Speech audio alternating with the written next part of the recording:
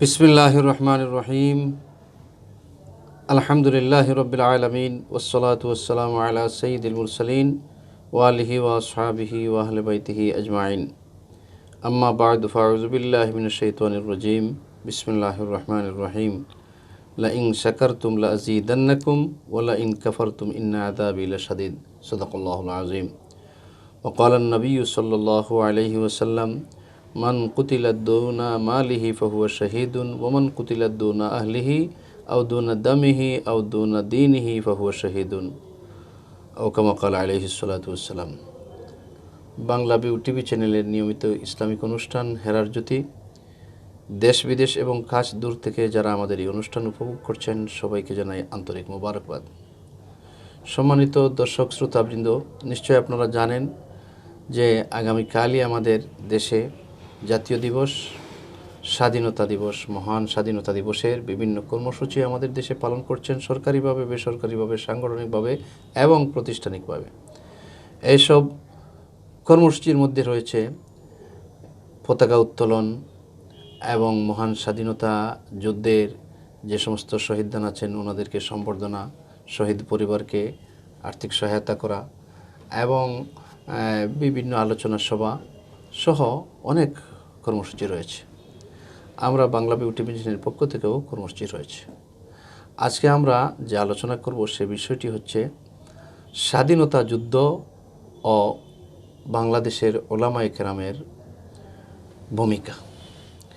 এ বিষয়ে আমাদের নিয়মিত ইসলামিক অনুষ্ঠানে আলোচনা পেশ করার জন্য আমন্ত্রণ জানিয়েছি বিশিষ্ট আলেমে দ্বীন, সিলেটের ঐতিহ্যবাহী প্রতিষ্ঠান জামিয়া মাদানিয়া আঙ্গুরা মোহাম্মদপুর বিয়ানীবাজার এর সিনিয়র মুহাদ্দিস ও মাদ্রাসা শিক্ষা সচিব হযরত মাওলানা বিলাল আহমদ ইমরান। আমরা হযরতকে জানাই বাংলা বিউ টিভি চ্যানেলের পক্ষ থেকে আন্তরিক মোবারকবাদ। হযরত, আপনি ভালো আছেন? আসসালামু আলাইকুম রাহমাতুল্লাহ। ওয়ালাইকুম আসসালাম ওয়া রাহমাতুল্লাহি ওয়া বারাকাতুহু। ভালো আছেন আপনি? আলহামদুলিল্লাহ, আল্লাহ রাখছেন। আপনি ভালো আছেন? জি আলহামদুলিল্লাহ। আপনি বিয়ানীবাজার থেকে আসছেন, কোনো অসুবিধা রাস্তাঘাটে হয়েছে? আলহামদুলিল্লাহ, কোনো সমস্যা হয় নাই। আচ্ছা, মাশাআল্লাহ। তো মৌলানা সাহেব, আমরা এই নিয়মিত অনুষ্ঠান করে থাকি বাংলা বিউটি চ্যানেলের পক্ষ থেকে। আলহামদুলিল্লাহ, এটা অত্যন্ত জনপ্রিয় একটা অনুষ্ঠান। তো আজকে আপনার কাছ থেকে আমরা যে বিষয়টি জানব, মহান স্বাধীনতা যুদ্ধ, এ যুদ্ধের প্রেক্ষাপট কী ছিল? এই যুদ্ধটা যে আমাদের দেশে শুরু হইল, এটা তো একদিনে হয় নাই, দীর্ঘদিন থেকে এই যুদ্ধের একটা সূচনা হয়েছে বা শুরু হয়েছে, আস্তে আস্তে আস্তে আস্তে একটা সমর যুদ্ধে রূপ নিয়েছে। তো এই বিষয় নিয়ে আপনি একটু আলোচনা করুন। শুরুতে বাংলা বিউর সম্মানিত শ্রোতা দর্শকবৃন্দকে অন্তরের গভীর থেকে ধন্যবাদ জানাই আজকের অনুষ্ঠানের উপস্থাপক সিলেটের পরিচিত আলেমে দ্বীন মাওলানা হাবিব আহমদ শিহাব সাহেব, আপনাকে, উপস্থিত দর্শক শ্রোতা মণ্ডলী। আসলে যে প্রশ্নটা আমাকে করা হয়েছে, আপনি করেছেন, এই প্রশ্নের উত্তর দিতে গিয়ে আমাদেরকে আরেকটু পিছনে গেলে ভালো হয়। আলোচনাটা একটা ধারাবাহিকতা থাকে। আমরা যদি দেখি তাহলে দেখব যে বিগত শতাব্দীতে উপমহাদেশের মানুষ দুইটা স্বাধীনতা অর্জন করেছে। দুইটা স্বাধীনতা অর্জন করেছে। আমরা 1947 সালের আগে 190 বছর ব্রিটিশদের কাছে আমরা পরাজিত ছিলাম। আমরা তাদের গুলামের জিঞ্জিরে আবদ্ধ ছিলাম। উপমহাদেশের মানুষ ক্ষণে তৈরি হয়েছে, তাদের বিরুদ্ধে যুদ্ধ করেছে, জিহাদ করেছে, দেশকে স্বাধীন করেছে। এই স্বাধীনতার পিছনে যেহেতু আজকে আমাদের আলোচনার বিষয় উলামায়ে কেরামের অবদান, এজন্য আমরা এই দিকটা নিয়ে আপনাদের সামনে আলোকপাত করার চেষ্টা করব। আমরা দেখেছি যে ব্রিটিশ যখন ভারতবর্ষ দখল করে নিল, তখন দিল্লির হাদিসের মসনদ থেকে সেই যুগের সবচেয়ে বড় মাপের আলিম শাহ আব্দুল আজিজ মুহাদ্দিস দেহলভী রহমতুল্লাহ আলাইহি, তিনি হাদিসের মসনদ থেকে ভারতবর্ষকে দারুল হারব বা শত্রু কবলিত দেশ বলে ঘোষণা করেছিলেন এবং মুসলমানদেরকে, দেশবাসীকে তিনি এদের বিরুদ্ধে যুদ্ধ করা, জিহাদ করা ফরজ বলে ফতোয়া দিয়েছিলেন। এই ফতোয়াকে ভিত্তি করে, উপজীব্য করেই ভারতবর্ষে ব্রিটিশের বিরুদ্ধে আন্দোলন শুরু হয়েছিল। সেই আন্দোলনের ফসল 47 সালের স্বাধীনতা, যে আন্দোলনটা হয়েছিল। এই আন্দোলনে আমরা দেখেছি ভারতের আপামর জনতা, সর্বসাধারণ রাজনৈতিক নেতৃত্ব থেকে শুরু করে উলামায়ে কেরাম বড় ধরনের অবদান রেখেছেন উলামায়ে কেরামের মধ্যে। শাহ আব্দুল আজিজ মুহাদ্দিস দেহলভী রহমতুল্লাহ আলাইহি থেকে শুরু করে হাজী ইমদাদুল্লাহ মুহাজির মক্কি রহমতুল্লাহ আলাইহি, মৌলানা রশিদ আহমদ গাঙ্গুহি রহমতুল্লাহ আলাইহি, মৌলানা কাসিম নানতভী রহমতুল্লাহ আলাইহি, মৌলানা হুসাইন আহমদ মাদানী রহমতুল্লাহ আলাইহি, শাইখুল হিন্দ মাহমুদ হাসান রহমতুল্লাহ আলাইহি, মৌলানা উবায়দুল্লাহ সিন্দি সহ দেশের উলামায়ে কেরাম এক পর্যায়ে তারা সমরযুদ্ধ করেছেন, শামিলের যুদ্ধ হয়েছে, বিভিন্নভাবে হাফিজ জামিন সহ অসংখ্য উলামায়ে কেরাম শহীদ হয়েছেন। ইতিহাসে লেখা আছে দিল্লি থেকে খায়বার পর্যন্ত 100 কিলোমিটারেরও বেশি জায়গায় রাস্তার পাশে এমন কোনো গাছ ছিল না যে গাছের ডালে কোনো আলেমের মৃতদেহ লটকে রাখা হয়নি, জ্বলন্ত করে রাখা হয়। এইভাবে যুদ্ধ করে করে এক পর্যায়ে মাশাআল্লাহ উপমহাদেশ স্বাধীন হয়েছে। সেই স্বাধীনতার পরে আমরা দেখেছি যে ভারত পাকিস্তান দুটি দেশ তৈরি হয়েছে। দুটি দেশের মাঝে আমি উলামায়ে কেরামের অবদানের বিষয়ে যেহেতু আমাকে প্রশ্ন করছেন আপনারা, আমরা দেখেছি যে ভারত এবং পাকিস্তান যখন স্বাধীন হলো তখন সঙ্গত কারণেই পাকিস্তান দুইটা খণ্ডে বিভক্ত হয়ে গেল, পূর্ব পাকিস্তান এবং পশ্চিম পাকিস্তান।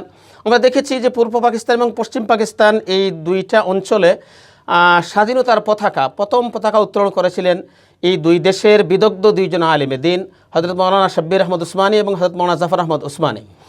এখান থেকেই এই যে দেশ প্রথম স্বাধীন হলো এবং স্বাধীনতার বিজয়ের পতাকা উত্তোলন করা হলো, এখান থেকেই সুস্পষ্টভাবে প্রমাণিত হয় যে 47 সালের স্বাধীনতা সংগ্রামে উলামায়ে কেরামের বিশাল বড় অবদান, যা অস্বীকার করা যায় না। কিন্তু এখানে একটা কথা কিছুটা দুঃখজনক যে উলামায়ে কেরাম যারা সাধারণত ইতিহাসে জায়গা করে নেওয়ার জন্য কাজ করেন না, বইয়ে স্থান পাওয়ার জন্য কাজ করেন না, সমাজের স্বীকৃতির জন্য কাজ করেন না, তাদের এই যে আন্তরিকতা, সমাজের প্রতি যে দরদ, এই দরদ থেকে কাজ করেন বলে আমাদের সমাজের কিছু মানুষ উলামায়ে কেরামের উপর অনেকটা ইতিহাসভিত্তিক কিছুটা অত্যাচার করেছেন। এজন্য তাদের অবদানগুলো ইতিহাসে যেভাবে স্থান পাওয়ার কথা ছিল আমার মনে হয় সেভাবে স্থান পায় নাই। জি, ধন্যবাদ আপনাকে। আপনি বাংলাদেশের স্বাধীনতার একটা পূর্ব পটভূমি আলোচনা করলেন। আমরা যখন এই স্বাধীনতা পাইলাম ব্রিটিশ থেকে, পূর্ব পাকিস্তান আমরা এবং পশ্চিম পাকিস্তান বর্তমান পাকিস্তান, তো এখানে যে আমরা বৈষম্যের শিকার হলাম, এই স্বাধীনতা যুদ্ধ 1971 সালে মহান স্বাধীনতা যুদ্ধ কিন্তু একদিনে হয় নাই। এইটাও কিন্তু প্রথমে আমাদের ভাষা আন্দোলন 47-এর পর থেকেই কিন্তু আমাদের ভাষা আন্দোলন শুরু হলো। এই ভাষা আন্দোলন পাকিস্তানিরা আমাদেরকে ভাষার স্বীকৃতি দিল না। এখান থেকে কিন্তু আমরা বলবো যে 1971 সালের মহান স্বাধীনতা যুদ্ধের সূচনা হয়েছে। তো ভাষা আন্দোলন আমরা 52 থেকে আরম্ভ করে এইভাবে আস্তে আস্তে যখন আমাদের গণভোট হইল 1969-এ, তখন দেখা গেল আমাদের বাংলাদেশের তৎকালীন পূর্ব পাকিস্তানের জাতির জনক বঙ্গবন্ধু শেখ মুজিবুর রহমান শতকরা 99.99 আসন পেয়ে উনি নির্বাচিত হলেন, কিন্তু ওনাকে ক্ষমতা দেওয়া হয় নাই। পাশাপাশি এই দেশের যে সমস্ত মানুষ উপযুক্ত পদে চাকরি পাওয়ার কথা তারাও কিন্তু চাকরি পেল না। আমাদের দেশ থেকে যে সমস্ত রাজস্ব যেত, রাজস্বের তুলনা মাফিক আমাদেরকে চাকরি দেয়া হতো না আমাদের দেশের। তো আস্তে আস্তে আমাদের দেশের রাজনীতিবিদ যারা তারা এই বিষয় নিয়ে চিন্তা ভাবনা করতে করতে 1971 সালে এই মহান স্বাধীনতা যুদ্ধের শুরু হইল। আজকের রাত্রি 25শে মার্চ, এই রাত্রে যখন তারা ঢাকার উপরে নির্মমভাবে ঢাকা বিশ্ববিদ্যালয় তথা বিভিন্ন স্থাপনায় নির্মমভাবে হত্যাযজ্ঞ চালালো, তখন পরবর্তী দিন ঘোষণা করা হলো, আগ থেকেই ঘোষণা ছিল, পরবর্তী দিনে এটা ঘোষণা করা হলো যে যার যা কিছু আছে বঙ্গবন্ধু সেই বানিয়ে নিয়ে যে তোমরা শত্রুর মোকাবেলা করো। তো এখান থেকে আলহামদুলিল্লাহ দীর্ঘ 9 মাস আমাদের দেশের আপামর জনতা, আমরা এখানে শুধুমাত্র মুসলমান বলবো না, হিন্দু বলবো না, এখানে শত্রুর একটা গুলির মোকাবেলা একটা গাছও করেছে, একটা কলা গাছ করেছে, বিভিন্ন গাছ করেছে, বিভিন্ন বিল্ডিং করেছে, বিভিন্ন পাহাড় করেছে। আমরা বলবো যে শত্রুর মোকাবেলা করতে আমাদের এই দেশের লতাপাতাও পর্যন্ত স্বাধীনতা যুদ্ধে অংশগ্রহণ করেছে। তো আমাদের এই দেশ যে আমরা স্বাধীন পেলাম, এই স্বাধীন পাওয়াটা ইসলামের দৃষ্টিতে কি বলে একটু আলোচনা করুন। আপনি জেনে থাকবেন ইসলাম পরাধীনতাকে স্বীকার করে না। জি, ইসলাম কোনো মানুষের কাছে জিম্মে থাকবে, পরাধীন থাকবে, ইসলাম সেটাকে স্বীকার করে না। জি, আপনারা জেনে থাকবেন হুজুর সাল্লাল্লাহু আলাইহি ওয়াসাল্লাম এই যে মানুষের পরাধীনতাকে মুছে ফেলে একজন মানুষকে স্বাধীন করে দেওয়ার প্রতি সমাজকে উৎসাহিত করেছেন এবং এক একজন মানুষকে স্বাধীন করে দিলে, পরাধীনতার শৃঙ্খল থেকে তাকে মুক্ত করে দিলে অসংখ্য আল্লাহর কাছে অসংখ্য পুণ্য পাওয়া যায়, অসংখ্য বিনিময় পাওয়া যায়, বড় থেকে বড় ধরনের বিনিময় পাওয়া যায়। এই কথাগুলো আল্লাহ রসুল সাল্লাল্লাহু আলাইহি ওয়াসাল্লাম অহরহ বলেছেন। এবং রসুল সাল্লাল্লাহু আলাইহি ওয়াসাল্লাম নিজেও অনেক মানুষকে পরাধীনতা থেকে মুক্ত করে দিয়েছেন। সাহাবায়ে কেরামকে, মানুষদেরকে, সমাজকে মানুষের স্বাধীনতা দেওয়ার জন্য উৎসাহিত করেছেন। এই প্রেক্ষাপটে আমরা দেখি যে হযরত ওমর রাদিয়াল্লাহু তাআলা আনহুর যুগে এসে যে দাসপ্রথা, পরাধীনতার ব্যক্তি পরাধীনতার যে সিস্টেম ছিল, সেই সিস্টেমটাই বিলুপ্ত হয়ে গেছে হযরত ওমর রাদিয়াল্লাহু তাআলা আনহুর যুগে এসে। এরপরে যখন দেখা গেল যে সমাজের এক শ্রেণী শাসক শ্রেণী শাসিত মানুষের উপর দাসত্বের আচরণ করে, একদল মানুষ আরেকদল মানুষকে জিম্মি করে, একদল মানুষ আরেকদল মানুষের বাসার স্বাধীনতাকে, ব্যক্তির স্বাধীনতাকে, তার সামাজিক স্বাধীনতাকে কেড়ে নেয়। ইসলাম এই জন্যই আপনি শুরুতে একটা হাদিস তিলাওয়াত করেছেন, আমরা শুনেছি যে মান কুতিলা দুনা মালিহি ফাহুয়া শাহিদ, মান কুতিলা দুনা দামিহি ফাহুয়া শাহিদ, মান কুতিলা দুনা ইরজিহি ফাহুয়া শাহিদ। একজন মানুষ তার আত্মসম্মান রক্ষা করার জন্য, তার মর্যাদা রক্ষা করার জন্য, তার স্বাধীনতা রক্ষা করার জন্য একজন মানুষ যদি শত্রুর গুলিতে নিহত হয় তাহলে সে শহীদ। ইসলাম তাকে শাহাদাতের মর্যাদা দিয়েছে। অতএব আমরা বলতেই পারি যে ইসলাম ব্যক্তি সমাজের পরাধীনতাকে স্বীকার করে না, বরং মানুষ স্বাধীনভাবে জীবনযাপন করবে, স্বাধীনভাবে সে দেশের রাষ্ট্রের ইসলামের বিধান মানবে। ইসলাম সেই শিক্ষাই, সেই প্রেরণাই আমাদেরকে জুগিয়েছে যুগ যুগ ধরে, এবং সেই অনুপ্রেরণা অনুপাতেই সমাজ স্বাধীনতার সুফল ভোগ করেছে। জি, ধন্যবাদ সম্মানিত দর্শকবৃন্দ। এখানে আমরা একটা বিষয় উল্লেখ করতে চাই যে বিশ্বনবী সাল্লাল্লাহু আলাইহি ওয়াসাল্লামের আগমনের সময়ে মানুষের উপর জুলুম, নির্যাতন এবং অন্ধকার যুগে আচ্ছন্ন ছিল পুরা সমাজ। এই সমাজকে আলোকিত করতে বিশ্বনবী সাল্লাল্লাহু আলাইহি ওয়াসাল্লাম কাজ করেছেন এবং কাজ করে মানুষের স্বাধীনতা দিয়েছেন। ব্যক্তি স্বাধীনতা, চিন্তার স্বাধীনতা, কথা বলার স্বাধীনতা, অর্থনৈতিক স্বাধীনতা, ইবাদত বন্দেগীর স্বাধীনতা, চলাফেরার স্বাধীনতা সহ মানুষের সর্বপ্রকার স্বাধীনতা নিশ্চিত করেছেন। আর এই স্বাধীনতার নামই হচ্ছে শান্তি, সমাজে শান্তি। আমাদের দেশের স্বাধীনতার জনক বঙ্গবন্ধু শেখ মুজিবুর রহমান, বাংলাদেশের যিনি স্থপতি, উনিও কিন্তু ওনার চিন্তা ভাবনা ছিল আজকে আমরা অর্থনৈতিকভাবে স্বাধীনতা অর্জন করব, আজকে আমরা চিন্তা চেতনার ক্ষেত্রে স্বাধীনতা অর্জন করব, আজকে আমরা আমাদের দেশের যে সম্পদগুলো আছে সেই সম্পদগুলো আমরা রক্ষার্থে আমরা স্বাধীনতা অর্জন করব। আমাদের এই সম্পদ অন্য কারো কাছে আমরা ভাগ দিব না, অন্য কারো কাছে আমরা লিজ দেব না।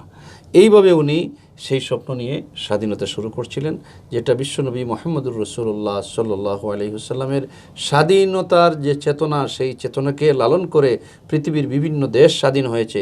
কিন্তু স্বাধীনতা পরবর্তী সময়ে কিন্তু আমরা এগুলা উপভোগ করতে পারি নাই, আমরা স্বাধীনতার স্বাদ গ্রহণ করতে পারি নাই।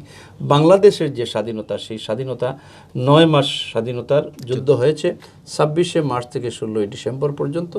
এই সময়ে আমাদের দেশের আপামর জনতা, পুরুষ বলেন, মহিলা বলেন, যুদ্ধ বলেন, যুবক বলেন, ছেলে বলেন, এই যে অনেক আমরা কষ্ট করেছি, অনেক প্রাণ হারিয়েছি, অনেক বাড়ির ভিটামাটা সব কিছু আমরা হারিয়েছি। কিন্তু স্বাধীনতার যুদ্ধ যখন শেষ প্রান্তে এসে দাঁড়ালো, তখন দেখা গেল যে মানুষের মধ্যে যে একটা আনন্দের ঢেউ প্রত্যেকের মাঝে আসছে, সেই আনন্দের ঢেউটা কিন্তু সব কষ্ট, সব ত্যাগ তিতিক্ষাকে ভুলে দিয়েছে। তো আমরা এখন স্বাধীনতা যুদ্ধে যে আমাদের দেশের উলামায়ে কেরাম, কিছু কিছু হলুদ মিডিয়ারা বলে যে এই দেশের উলামায়ে কেরাম, টুপিওয়ালা, পাঞ্জাবিওয়ালা, দাড়িওয়ালা যারা, এরা স্বাধীনতা বিরোধী শক্তি। এই যে গত কয়েকদিন আগে আমাদের দিরাই সাল্লার মধ্যে একটা দুর্ঘটনা ঘটে গেল, সেখানেও কিছু অসাধু, আমি বলবো যে অসাধু বক্তাদের বক্তব্য থেকে আসছে যে স্বাধীনতা বিরোধী চক্র এই ঘটনা ঘটিয়েছে। অথচ আমরা দেখলাম যে না, এখানে স্বাধীনতা বিরোধী ঘটে নাই। আমাদের র্যাবের মহাপরিচালক মহোদয় কিন্তু এই সাল্লারই সন্তান।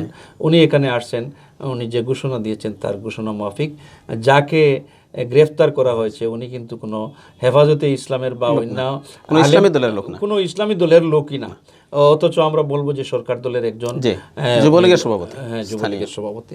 তো আমরা এই যে ঢালাওভাবে এই কথাগুলো বলে দেশের সিংহভাগ মানুষকে আমরা স্বাধীনতার বিরুদ্ধে অবস্থানের জন্য আমরা এক সাইটে নিয়ে যাব, এটা কিন্তু আমাদের দেশের যারা বুদ্ধিমান বা যারা সচেতন মহল এদের পক্ষে কখনো কাম্য না। এই জন্য এদেশের আলেম সমাজকে আপনার সম্পদ মনে করতে হবে। এদেশের আলেম সমাজকে দেশের বোঝা মনে করলে চলবে না। এদেশের আলেম সমাজ দেশের জন্য অনেক কিছু করছেন। সরকার বিভিন্ন দপ্তর অধিদপ্তর খুলে ফাইলে স্বাক্ষর করে কিন্তু দেশের কাজ করছেন। আর এই দেশের আলেম সমাজ প্রতি রাত্রে শেষ রাত্রে উঠে আল্লাহ পাক রব্বুল আলামিনের কাছে মোনাজাত করছেন দেশ এবং এই দেশের মানুষের জন্য। তাহলে আমরা বলবো যে ওনারা ফাইলে সিগনেচার করে দেশের জন্য কাজ করছেন, আর আমরা শেষ রাত্রে মোনাজাতের মাধ্যমে দেশের কাজ করছি। দেশে প্রায় 3.5 লক্ষ মসজিদ আছে। এই মসজিদের ইমাম সাহেবগণ প্রতিনিয়তই দোয়া করছেন, রব্বানা আতিনা ফিদ দুনিয়া ওয়া ফিল আখিরাতি হাসানা, হে আল্লাহ দুনিয়ায় আমাদেরকে কল্যাণ দাও, আখিরাতেও আমাদেরকে কল্যাণ দাও। তাহলে আমরাও কিন্তু এই দেশের একজন কল্যাণকামী, আমাদেরকে অন্য চিন্তা ভাবনা করার কোনো সুযোগ নাই। তো এখন আপনার কাছ থেকে আমরা জানতে চাইব যে এই দেশে স্বাধীনতা যুদ্ধে, মহান স্বাধীনতা যুদ্ধে আমাদের দেশের ওলামায়ে কেরামদের কী ভূমিকা ছিল, আপনি একটু আলোচনা করুন।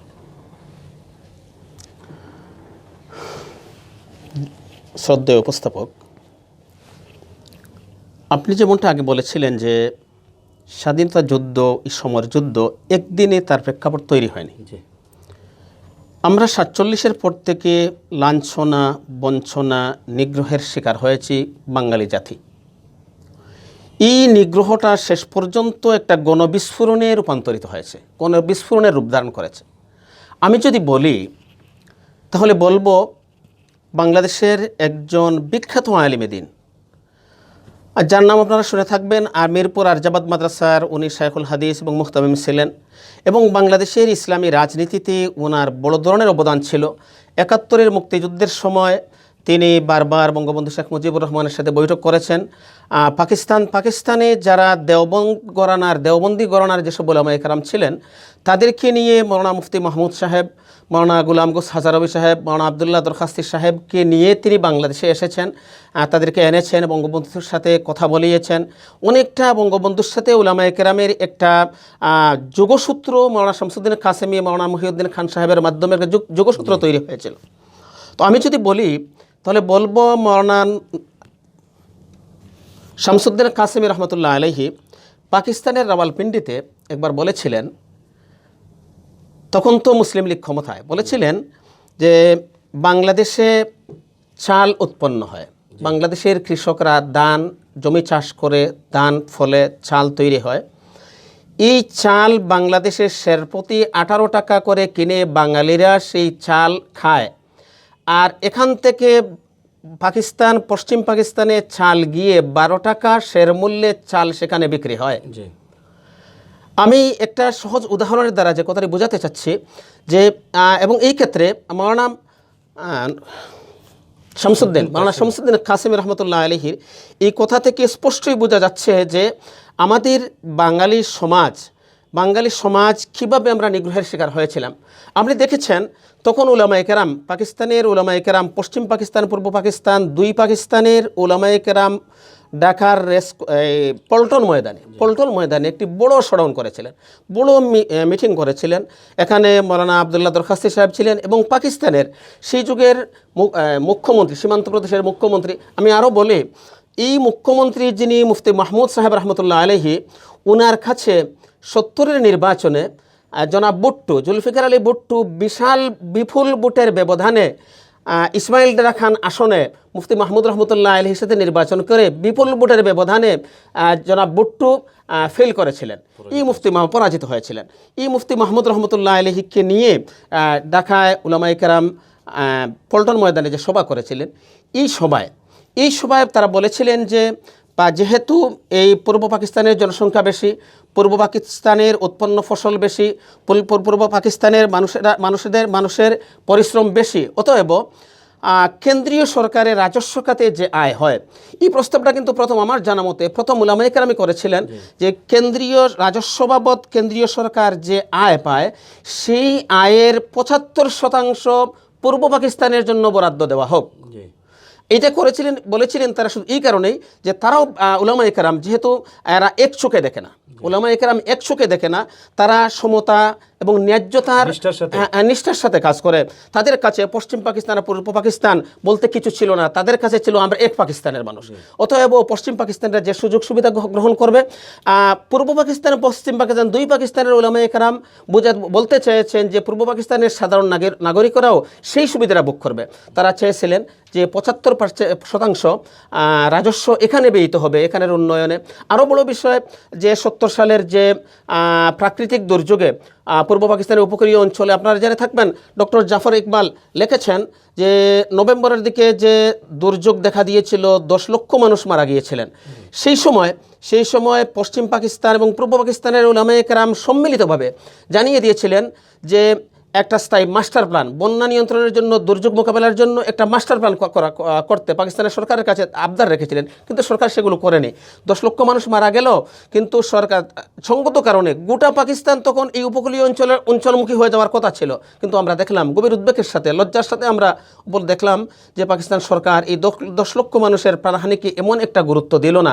দায়সারাভাবে তারা পূর্ব পাকিস্তানের দুঃখ কষ্ট পাওয়া মানুষগুলোর পাশে দাঁড়ালো, কিন্তু দায়সারাভাবে।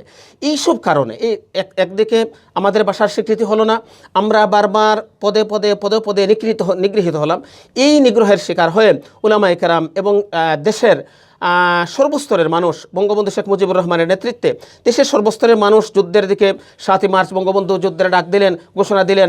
আমি বলবো বঙ্গবন্ধু যখন বলেছিলেন যে এবারের সংগ্রাম স্বাধীনতার সংগ্রাম, এর পরের দিনই মওলানা মহিউদ্দিন খান বলেছিলেন যে এবারের সংগ্রাম জালিমের বিরুদ্ধে মজলুমের সংগ্রাম।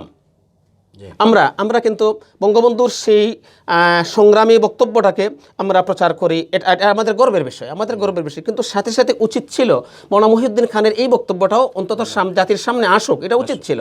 কিন্তু আমরা বলেছি, আপনিও বলেছেন যে কিছু হলুদ মিডিয়ার কারসাজির কারণে উলামায়ে কেরামের অবদানগুলো সমাজের সামনে উঠে আসে না। যাই হোক, আপনার কাছ থেকে আমরা মোটামুটি একটা স্বাধীনতা যুদ্ধে উলামায়ে কেরামের ভূমিকা, আমাদের সিলেটের যে একজন পীর সাহেব ছিলেন বরুণার পীর সাহেব, উনি কিন্তু তৎকালীন সময়ে স্বাধীনতা যুদ্ধে ওনার বাড়িতে অনেক ভিন্ন ধর্মী মানুষকে স্থান করে দিয়েছেন, খাবারের স্থান করে দিয়েছেন, টাকার স্থান করে দিয়েছেন।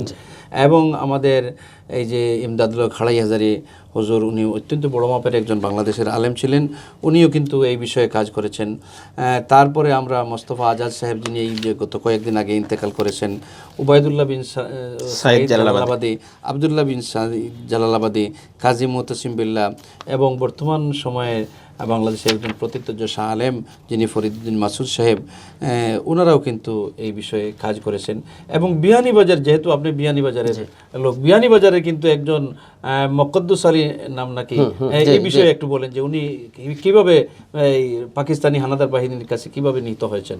আসলে উনি মওলানা মকদ্দুস আলী সাহেব রাহিমাহুল্লাহ অনেক ভালো আলেম ছিলেন এবং ভালো ইসলামিক বক্তাও ছিলেন। উনি সবসময়ই পাকিস্তান হানাদার বাহিনীর যে জুলুম নির্যাতনের বিরুদ্ধে কথা বলতেন, ওদের প্রয়োজন ছিল। আমি একটা কথা এই প্রসঙ্গের শুরুতে একটা কথা বলে রাখি, মুক্তিযুদ্ধ যখন অত্যাসন্ন, তখন পশ্চিম পাকিস্তানের পক্ষ থেকে একটা অপপ্রচার চালানো হলো যে যারা পাকিস্তানের বিরুদ্ধে একত্রিত পাকিস্তানের বিরুদ্ধে যারা কথা বলে এরা ইসলামের শত্রু। আমি মওলানা মহিউদ্দিন খানের একটা বক্তব্য আপনাকে শোনাই। তিনি বলেছিলেন এক জনসভায় যে ওরা দেশটাকে দুই ভাগে ভাগ করে দিয়েছে, পশ্চিম পাকিস্তানের পক্ষে যারা তারা ইসলামের বন্ধু, আর পূর্ব পাকিস্তানে যারা থাকে ওরা ইসলামের শত্রু। পশ্চিম পাকিস্তানিরা এই একটা কাজ, তিনি বলেছিলেন যে ওরা তাদের শেষ হাতিয়ার ব্যবহার করছে, পশ্চিম পাকিস্তানের তাদের শেষ হাতিয়ার ব্যবহার করছে। যেহেতু বাঙালি মানুষ তাই স্বাভাবিকভাবেই কিছুটা ধর্মপরায়ণ, তো মওলানা মকদ্দুস আলী সাহেবকে ওরা একটা অনুষ্ঠানের লাউতার দিকে, বিয়ানীবাজার একটা ইউনিয়ন আছে লাউতা ইউনিয়নের দিকে একটা অনুষ্ঠানের আয়োজন, ওরা তাদের দূষরদের মাধ্যমে একটা অনুষ্ঠানের আয়োজন করেছে, একটা মাহফিলের আয়োজন করেছে। আয়োজন করার পরে ওনাকে তারা দাওয়াত করেছে, তাদের দূষরদের মাধ্যমে ওনাকে আমন্ত্রণ করা হয়েছে। সেখানে যাওয়ার পর বলা হয়েছে যে আপনি পাকিস্তান সরকারের পক্ষে আপনার বয়ানে, আপনার নসিহতে, আপনার ওয়াজের মাধ্যমে, বক্তব্যের মাধ্যমে আপনি পাকিস্তানের সরকারের পক্ষে কিছু বলুন। ইনি গর্জে উঠেছেন, আমি যেটাকে ইনসাফ মনে করি, আমি যেটাকে উচিত মনে করি, আমি যেটাকে যুক্তিসঙ্গত মনে করি, আমি সেটাই বলবো। আমি পশ্চিম পাকিস্তানিদের পক্ষে কথা বলতে পারবো না, আমি বাংলাদেশের মানুষের স্বাধীনতার পক্ষে কথা বলবো বলেই তিনি তার মাইকে বাংলাদেশের স্বাধীনতা, মুক্তিযুদ্ধ এবং মুক্তিযুদ্ধের প্রতি মানুষদেরকে উৎসাহ দিতে, তার বক্তব্যের মাধ্যমে উৎসাহ দিতে তিনি শুরু করেছেন। এমন সময় মাইক ফ্লুর বন্ধ করে দেওয়া হয়েছে, ফ্লুর নেওয়া হয়েছে তার হাত থেকে, মাইক বন্ধ করে দেওয়া হয়েছে এবং তাকে অন্যত্র সরিয়ে নেওয়া হয়েছে। এই যে তাকে সরিয়ে নেওয়া হয়েছিল, এরপর থেকে তাকে আর জীবিত পাওয়া যায়নি, তাকে গুলি করে হত্যা করা হয়েছে, শহীদ করে দেওয়া হয়েছে। আমরা এই মরহুম শহীদ মাওলানা মুকদ্দাস আলী সাহেবের রুহের আত্মার মাগফিরাত কামনা করি। সাথে সাথে যারা যেভাবে ৭১-এর মুক্তিযুদ্ধে বাংলাদেশকে সহযোগিতা করেছেন, যেভাবেই করেছেন, কেউ মুক্তিযুদ্ধ সরাসরি অস্ত্র হাতে নিয়ে মুক্তিযুদ্ধ করেছেন, আপনি শুনে থাকবেন মাওলানা আসাদ মদনী রহমতুল্লাহ আলাইহি ভারতে দেওবন্দের মাওলানা হুসেন আহমদ মদনী রহমতুল্লাহ আলাইহির ছেলে, উনি যে শরণার্থীরা ভারতে গিয়ে আশ্রয় নিয়েছিল বাংলাদেশের, ওদের জন্য ত্রিপুরা, আসাম এবং কলকাতায় বড় বড় লঙ্গরখানা উনি খুলেছিলেন, আশ্রয় শিবির উনি করেছিলেন এবং এইসব আশ্রয় কেন্দ্রে রেখে তিনি এগুলোর তত্ত্বাবধান করতেন, রেখে এদেরকে অস্ত্রের ট্রেনিং তিনি দিয়েছিলেন। এরপরে ওদেরকে ধীরে ধীরে বাংলাদেশে পাঠিয়ে উনি মুক্তিযুদ্ধে তাদেরকে অংশগ্রহণ করিয়েছেন। তো যারা দেশে বিদেশে যারা মুক্তিযুদ্ধে আমাদেরকে বাঙালি জাতিকে সহযোগিতা করেছেন, দেশের ভিতরে থেকে দেশের বাইরে থেকে, আমরা সবার ইহকালীন এবং পরকালীন সমৃদ্ধি, শান্তি কামনা করি। আজকের অনুষ্ঠানে আপনাকে আমাকে আমন্ত্রণ করার জন্য আপনাকে ধন্যবাদ জানাচ্ছি। মাওলানা সাহেব, সম্মানিত দর্শক শ্রোতাবৃন্দ, আমরা স্বাধীনতা পেলাম দীর্ঘ অর্ধ শতাব্দী প্রায় আমরা পার করছি, কিন্তু স্বাধীনতার সুফল এখনও আমরা ভোগ করতে পারিনি। আমরা এখনও মনে করি যে আমরা পরাধীন অবস্থায় আছি। কার কাছে পরাধীন আছি এটা আপনারাই ভালো বুঝবেন। তো আল্লাহ পাক রব্বুল আলামিনের ব্যাপারে বলেন, আল্লাযীনা ইম্মাক্কান্নাহুম ফিল আরদি আকামুস সালাওয়াতা ওয়াজ যাকাত ওয়া আমারু বিল মারুফ ওয়া নাহাউ আনিল মুনকার ওয়ালিল্লাহি আকিবাতুল উমুর। যে স্বাধীনতা পরবর্তী কিছু কর্মসূচি আছে। দেশকে উন্নতর শিখরে নিয়ে যেতে হলে, দেশকে সভ্য একটা দেশে পরিণত করতে হলে, দেশের মানুষকে কল্যাণের মধ্যে আনতে হলে কিছু কাজ করতে হবে। আল্লাহ পাক রব্বুল আলামিন বলেন, যাদেরকে আমি ক্ষমতা দান করেছি তাদের জন্য 4টি কাজ। প্রথম কাজ হলো আকামুস সালাহ, যে এরা নামাজ কায়েম করবে, মুসলিম সমাজে এরা নামাজ কায়েম করবে। অর্থাৎ নামাজ ভিত্তিক সমাজ যদি কায়েম করা যায়, তাহলে কোরআন মজিদের অন্য আয়াতের মধ্যে আল্লাহ তাআলা ফরমান, ইন্নাস সালাতা তানহা আনিল ফাহশাই ওয়াল মুনকার, নিশ্চয় নামাজ সমাজ বিরোধী এবং রাষ্ট্রবিরোধী সকল কাজ থেকে একজনকে হেফাজত করে। ওয়াতাউজ যাকাত, দ্বিতীয় কর্মসূচি হচ্ছে যে জাকাত ভিত্তিক অর্থ ব্যবস্থা। আজকে জাকাত ভিত্তিক অর্থ ব্যবস্থা আমাদের সমাজে খুব জোরদারভাবে চালু নেই। সরকারের একটা ফান্ড আছে, জাকাত ফান্ড, এখানে কেউ দিলে দে, না দিলে নাই, জোর জবরদস্তি করার কোনো সুযোগ নেই। কিন্তু আজকে আমাদের দেশের মানুষ দেখা যায়, কেউ তাকে 10 তলায়, কেউ তাকে গাছতলায়, কারো সম্পদের পাহাড় আর কারো কোনো সম্পদ নেই, রিক্ত হস্তে আজকে ওনারা গাছের তলে বিভিন্ন ফুটপাতে ওরা জীবনযাপন করে। এই সমস্ত মানুষকে দেখতে হবে, যারা জাকাতওয়ালা, যারা সম্পদওয়ালা, এই সমস্ত মানুষ দেখতে হবে। তারপরে হচ্ছে ও আমারু বিল মারুফ, তৃতীয় নম্বর বিষয়টি হচ্ছে সৎ কাজের আদেশ দিবে। আর চতুর্থটা হচ্ছে ও নাহাউ আনিল মুনকার, অসৎ কাজ থেকে মানুষকে হেফাজত করবে। এই বিষয়গুলো যদি একটা রাষ্ট্রের যিনারা দায়িত্বে থাকবেন, যিনারা গুরুত্বপূর্ণ পদে থাকবেন, এই 4টা বিষয় যদি করা যায়, তাহলে নামাজভিত্তিক সমাজ ব্যবস্থা যদি হয়ে যায়, তাহলে দেশের টোটাল অপরাধের 25% নামাজের মাধ্যমে কিন্তু অপরাধ কমে যায়, জাকাতের মাধ্যমে আরও 25% কমে যায়, সৎ কাজের নির্দেশের মাধ্যমে আরও 25% অপরাধ কমে যায়। অসৎ কাজের নিষেধ করতে গেলে বাংলাদেশের সরকারের স্বরাষ্ট্র মন্ত্রণালয় আছে, বিভিন্ন আইন শৃঙ্খলা বাহিনী আছে, এদের মাধ্যমে কিন্তু আরও 25% কমে যাবে। তাহলে এইভাবে যদি 4টা কারণে 4-25-এ 100% যদি অপরাধ এই দেশ থেকে চলে যায়, তাহলে এই দেশটা একটা বেহেশতে পরিণত হবে। আসুন আমরা আমাদের আমাদের দেশকে শান্তির দেশ হিসাবে গড়ি এবং আমাদের দেশকে গড়ার জন্য আমরা কারো উপর দায়িত্ব দিব না। আমরা প্রত্যেকে নিজ নিজ অবস্থান থেকে আজকে আমরা দায়িত্ব গ্রহণ করি এবং আমাদের সরকারের যে সমস্ত নীতি নির্ধারকরা আছেন ওনারা আশা করব, আমি ওনাদের কাছে আশা করব আমাদের দেশের এই সমস্ত অবস্থায় দেশের কল্যাণের জন্য ওনারা যেন নিবেদিত হন। পরিশেষে আমি বলতে চাই এ দেশের স্বাধীনতা যুদ্ধে ওলামায়ে কেরামরা ভূমিকা রাখছেন। আমাদের মাননীয় প্রধানমন্ত্রী এ দেশের ওলামায়ে কেরামদের জন্য একটা কাজ করেছেন যা অত্যন্ত প্রশংসনীয়। স্বাধীনতার প্রায় ৪৭ বছরেও আমরা সেইগুলা পাইনি। উনি আমাদেরকে দিয়েছেন কওমি মাদ্রাসার সনদের স্বীকৃতি। এখন একটা দাবি করতে চাই, এই সিলেট আধ্যাত্মিক রাজধানীর ইমামদের প্রতিনিধি হিসাবে আমি দাবি করতে চাই আমাদের প্রধানমন্ত্রী মহোদয়ের কাছে যে এই দেশের ওলামায়ে কেরামের জন্য আপনি দিয়েছেন, ইমামদের জন্য একটা সার্ভিস রুলস আমরা চাই। এই ৩.৫ লক্ষ মসজিদে ইমাম সাহেবরা কর্মরত আছেন, ওনাদের কোনো সার্ভিস রুলস নেই। যখনই যার ইচ্ছা ইমাম সাহেবকে নিয়োগ দেন, যার ইচ্ছা আবার ইমাম সাহেবকে চাকরি থেকে চাকরিচ্যুত করেন। এই বিধিমালা আপনি করেন এবং এইটা একটা খসড়া আছে আপনাদের ইসলামিক ফাউন্ডেশনে, সেই খসড়াকে আইনে রূপান্তরিত করার জন্য আপনাকে বিনীতভাবে অনুরোধ জানিয়ে আমাদের এই অনুষ্ঠান সবাই লাইক করবেন, সাবস্ক্রাইব করবেন, কমেন্ট করবেন, অন্যকে দেখার সুযোগ করে দেওয়ার চেষ্টা করবেন, শেয়ার করবেন। সবাইকে অসংখ্য ধন্যবাদ। মহান স্বাধীনতা যুদ্ধ সফল হয়েছে এবং এই দেশ সফলতাদেরকে যেন আরও এগিয়ে যাক সেই আশাবাদ ব্যক্ত করে সবাইকে শুভেচ্ছা জানিয়ে আমার বক্তব্য এখানেই সমাপ্ত করছি। মৌলানা সাহেব আপনি কষ্ট করছে আসছেন, বাংলা ভিউ টিভি চ্যানেলের পক্ষ থেকে আপনাকে আন্তরিক মোবারকবাদ এবং ধন্যবাদ জানাচ্ছি। যে বাংলা ভিউ টিভি চ্যানেলের সম্মানিত দর্শক এবং শ্রোতা সহ আপনাদের সংশ্লিষ্ট সবাইকে আমার পক্ষ থেকে অসংখ্য ধন্যবাদ। আপনারা ভালো থাকুন, সুস্থ থাকুন। আসসালামু আলাইকুম ওয়া রাহমাতুল্লাহি ওয়া বারাকাতুহু।